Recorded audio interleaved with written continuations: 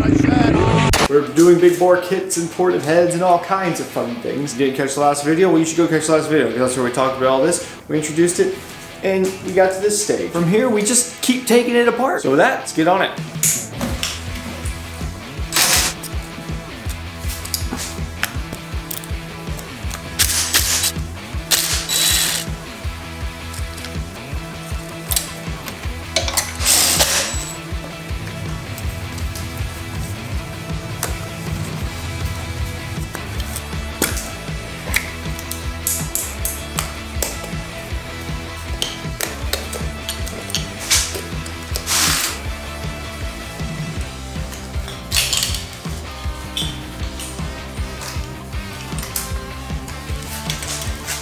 I got an idea, they'll give me some more room.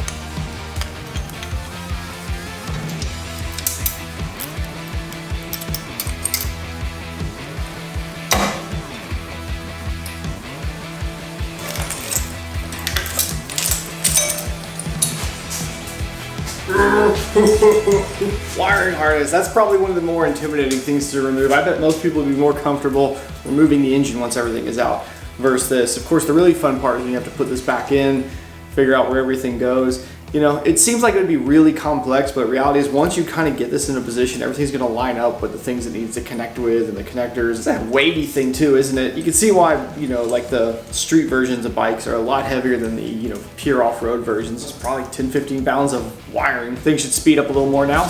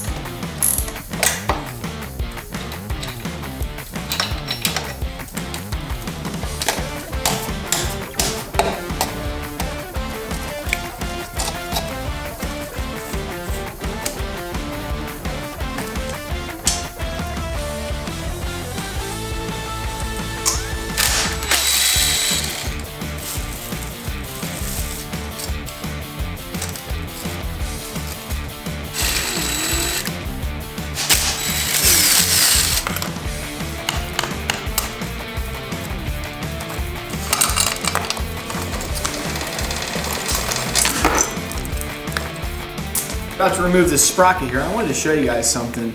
See how it's got a little bit of play like this? That's how these Honda sprockets are. And if any of y'all watch Itchy Boots, you know that they recently rebuilt their whole engine because of this. Now, it's hard to see it without something on it, but it's side to side, like front to back is basically fine. It's just a little bit of wobble like this. When the chain's on, it's pretty minimized, but if you just took the chain off and you did this, you'd go, and you didn't know about these sprockets, I could see where you'd think, this is wore out. This is how Honda's been doing this since the 50s. I love that the fact that all the hardware bolts into the sprocket. There's nothing to strip out on this. But yeah, I mean, I would love it. It would be cooler if this didn't do that. But then again, I'm just gonna trust Honda on it. Yeah, I just think it was interesting. If any of y'all caught that, it seems like they rebuilt the whole engine because of this, and they never showed it being better on the new shaft. So I bet you they stuck it all back together, put the new one in, and we went, oh. And with the impact, you can zip these off pretty easily. Turn the little key here until it comes out, and then the sprocket comes off. And yeah, these splines look great. This looks good.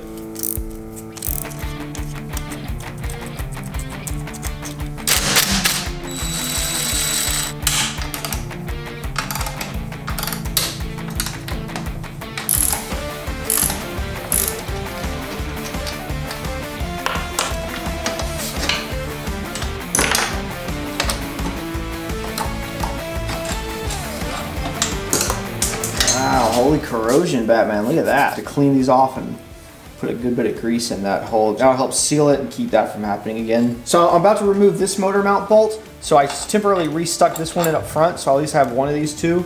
I need to pull this bracket, and then I need to pull this, I'm gonna take this reservoir out once this plate's off.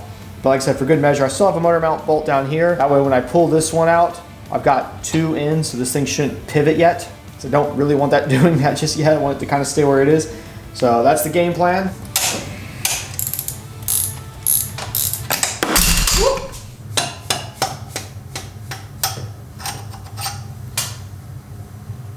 Come on, Honda.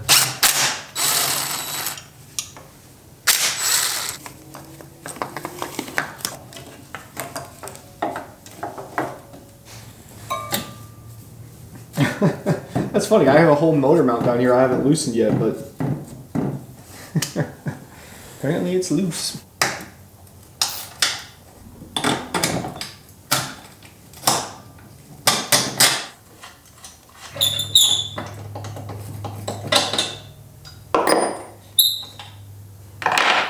Alright, I just don't think anything's holding this engine in.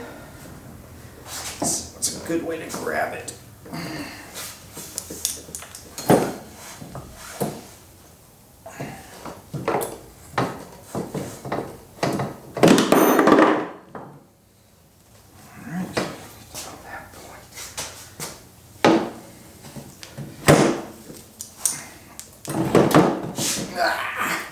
Well, that's not so bad.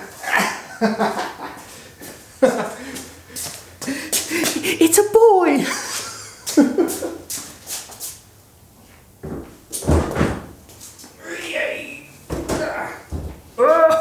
You know what we never did? I never took the oil out of this engine. Honestly, it stands. Never mind. I might make like a little wooden base for it to stand under, like a little square, and we can set it in that, and that should hold it more happy. God, everything's so filthy, and it's one of those things, like last time I rode this thing was at the off-road park, and you know, you power wash it like 600 times and you go, oh, I certainly got it all good now, but like everything's just looks like new right there. So yeah, a little bit of WD-40, a little bit of simple green, we'll get it all cleaned up. Luckily too, this is one of those ones where the swing arm bolt doesn't actually go through the engine.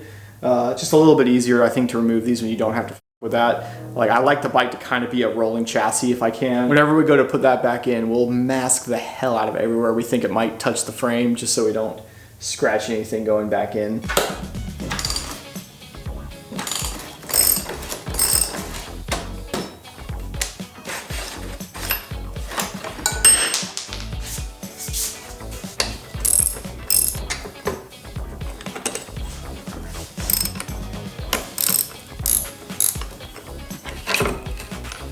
It's a lot easier without the rest of the bike in the way.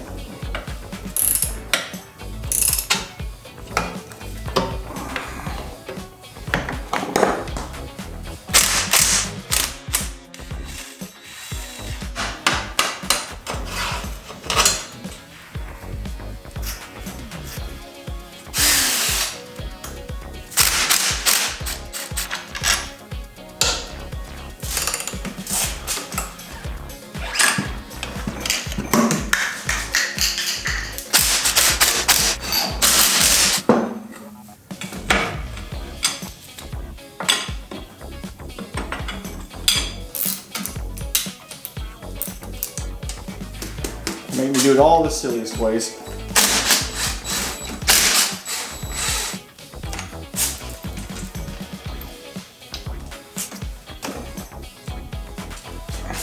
Oh yeah, we're connected right here again, aren't we?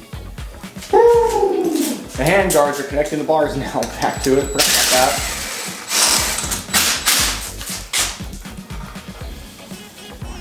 I guess I don't have an impact socket for one of these, so don't stick them.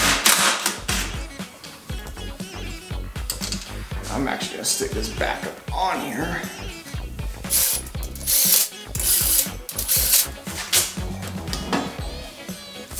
Just come all as one nice little unit.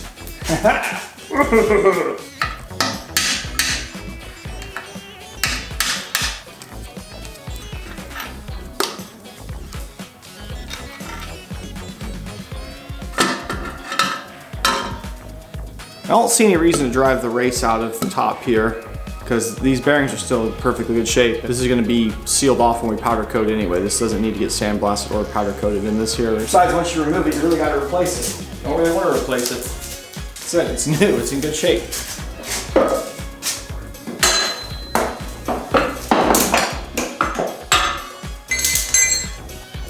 Oh, it's so heavy, oh my god. Oh, it's not that bad. It's not super light, but it's not super bad. What have I done? Oh my god, oh no. So it's a part. What can we say? It's a frame, it's an engine, it's a number of random parts here and there. We've got some cleaning and some stuff to do on here. I mean, the bike's filthy. They're gonna sandblast it regardless, but there's some little things we need to work on. There's even a few modifications I'd like to do before we go down to the powder coater and get weed coated to change the color of this thing. What color should I make it? I was originally thinking to go with kind of a satin dark color similar to the forks. I feel like it's a pretty safe color because everything will match that real well, but I've got this crazy idea of like redoing the graphics to kind of a retro-ish looking graphics for fun. Think kind of like old XR with like big stripes running down everything and almost kind of like, not bubble letters, but big, you know, like bold in letters. And I want to call this thing the XR301. Because why? I think it is an XR. It's not CRF, it's an XR. Honda needs to bring back the XR name. We're gonna do it. If I go with that, let's say, you know, it's still gonna be kind of red, white, and blue, but mostly white's gonna be the main underlying color there. Some people said it'll make the frame red, like some of the old ones. I don't want to make the frame red. That's too much for me, but white, I was thinking white. And then maybe do the swing arm in black. Or could do the swing arm in white. What do you guys think? Give me some suggestions on that. Give me some thoughts, because I'll have some time, at least on Patreon. This video will definitely be out before I run down there. So, you know, if you Patrons, like comment, you know, I need to know what you guys think.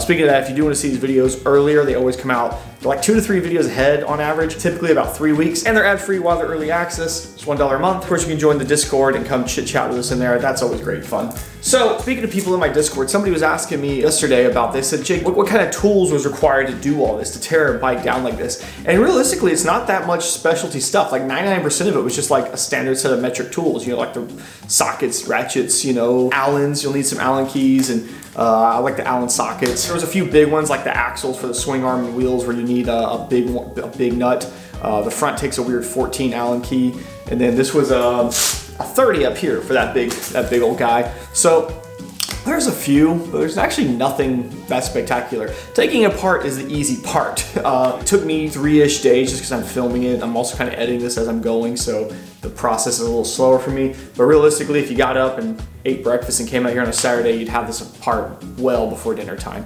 Putting it together will always take a little longer, but it's not even that much longer. It's more that you need to take a little more care when putting it together. There's goofy things like the wiring harness, trying to remember every intricate turn it made. It can be tricky.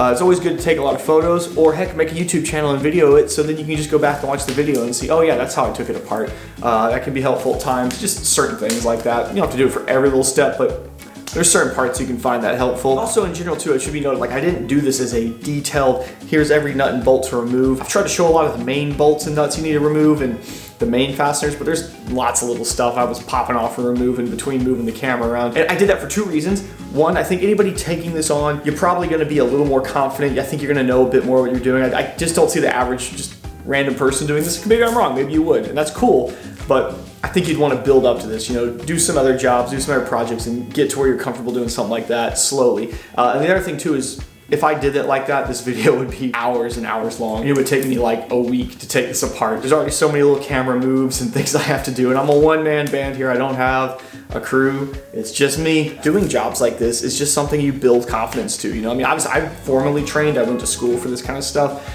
and I've worked in shops, but, you know, the average person, you can learn this, you know, just start slow, do jobs that you're comfortable with, you know, to replace your own chain, do your fluids, and then kind of just start building up from there, you know? I mean, it's just a bunch of nuts and bolts. There's nothing too crazy about it. We're definitely gonna crack into the motor in the next one. We'll pull the top end off. We may start messing with the frame, but I also might just make that another video and start to play with all that. We gotta see how that's gonna pan out. Let me know any comments, questions, or anything you would like to know. Please like and subscribe to all that stuff. If you don't see my videos over here, I started putting them on Rumble now. I know I got a whole video about that if you want to know why. I may branch out to a few other places. We'll just see as time goes. But yeah, anyways, thanks for watching. See you in the next video.